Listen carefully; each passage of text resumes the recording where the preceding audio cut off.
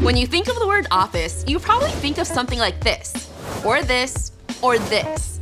Our workspaces have evolved dramatically over the course of history, and given the future of work conversations, these shifts show no hint of slowing down. If you want to understand how we got here, we have to look to the past. Some of the first people to occupy an office-like space were monks in the 5th century. They worked in something called a scriptorium, which is Latin for writing room. We see similar secluded spaces in the Renaissance era. Just look at Botticelli's famous painting of St. Augustine in his cell, which lives in the Uffizi Gallery in Florence today. We know it as a museum today, but the Uffizi Gallery was actually built for a different purpose. The second Duke of Florence wanted the city's administrative and judiciary staff to work under one roof, not from their homes. There were some other buildings like this at the time, but most people weren't working in offices yet. The first building to be dedicated to office work was the Old Admiralty Office in London. It was built because the British Empire needed a place to do paperwork. The next was the headquarters for the East India Trading Company, who also had some paperwork on their hands. This office featured grand halls and courtyards with enough space to work privately or host meetings. Spaces like these began to pop up around Europe in the mid-18th century.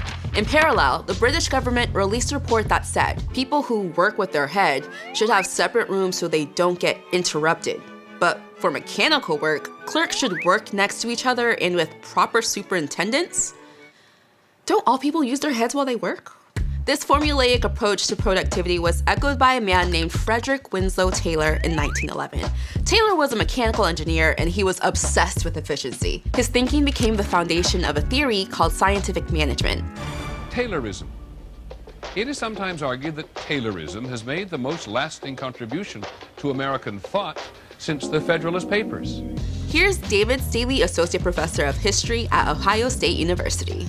So Taylorist principles applied to the office meant taking office tasks, like stuffing an envelope, and reducing it to the most essential, most mechanical process. The focus was solely on efficiency. The next wave of workspace transformation began after World War II.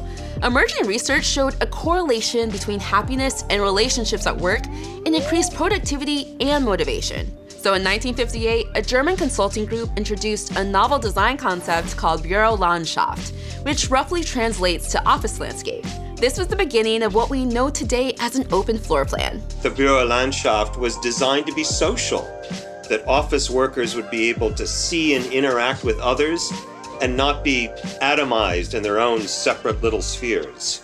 One idea was that they were meant to be more egalitarian. In other words, the separation between the clerks and office workers and the managers and the executives, that was to be broken down in the sense that everyone was to be out in this open office plan. Management loved the open floor plan because it was affordable and flexible. The concept sailed across Europe and over to America. This market fit caught the eye of Robert Probst, the head of research at Herman Miller. He was critical of workspaces of the early 60s, describing them as wastelands that sap vitality and block talent. Rough. He believed he could design something revolutionary that complemented the existing open office plan, and he did. It was called the Action Office. So in many ways, Action Office 1 was a reaction or a response to the open office plan, and especially the lack of privacy. It was to be sort of an individual office in the midst of a larger open space. When you look at some of the pamphlets at the time, the worker is seen sort of moving in an action between this desk and then over to the typewriter. The design world and the press loved the Action Office, but it didn't sell. So he went back to make improvements, and when he emerged from the work cave, he had the Action Office 2. And this time it was met with smashing success. Action Office 2 was quite different from Action Office 1. The office spaces were smaller, and rather than the irregular walls, managers really wanted more rectangular walls. Part of the reason they wanted that is so that they could pack more action offices into the same sort of space. And I don't know if anybody realized at the time, but they really created a controversial product. Competitors began copying the Action Office 2, but their designs didn't resemble the original creation. It's like when you see a Jackson Pollock painting and think, I can do that. But then you try and, well, Yeah. Still, sales skyrocketed for the copycats and the originals. These other manufacturing companies didn't have altruistic intentions about freeing the worker. They cared about what management wanted, and management wanted to squeeze as many people in an open floor plan as possible. They wanted a cubicle. By 1998, 40 million employees in America had worked in 42 different versions of the Action Office. By numbers alone, that's an astonishing feat.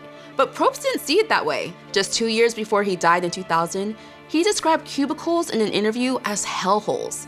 And in some ways, the research affirms this. But don't worry, something new was on the horizon.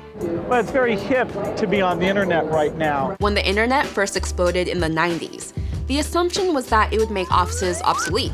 There was lots of talk about work from anywhere, but it was more hyperbole than it was reality. But more people did start having home offices at this time.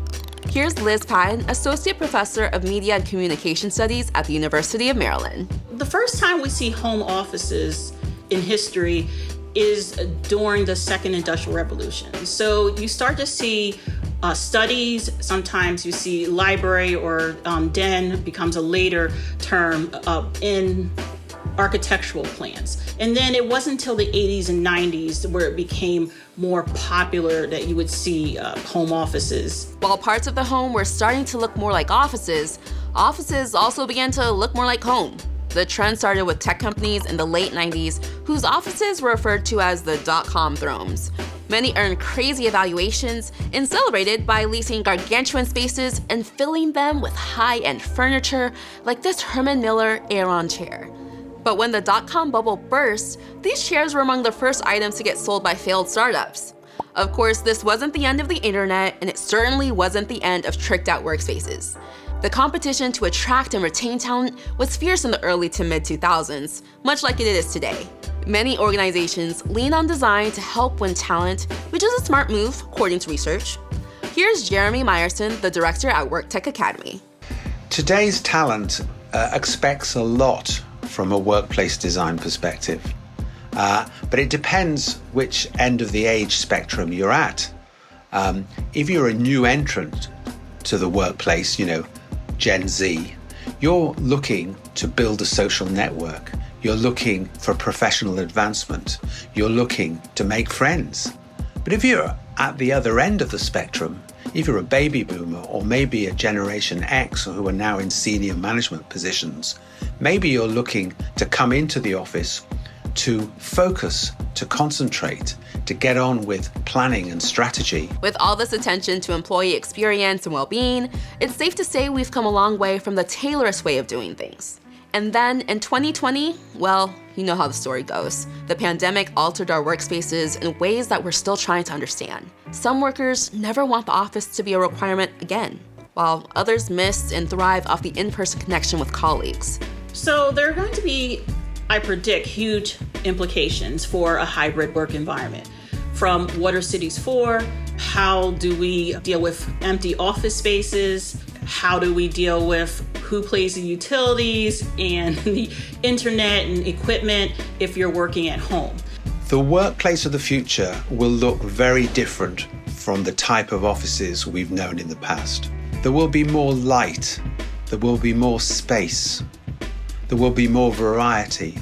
We'll move away from the fortress office tower and we'll be working in something that's a lot more permeable and porous to the world around us.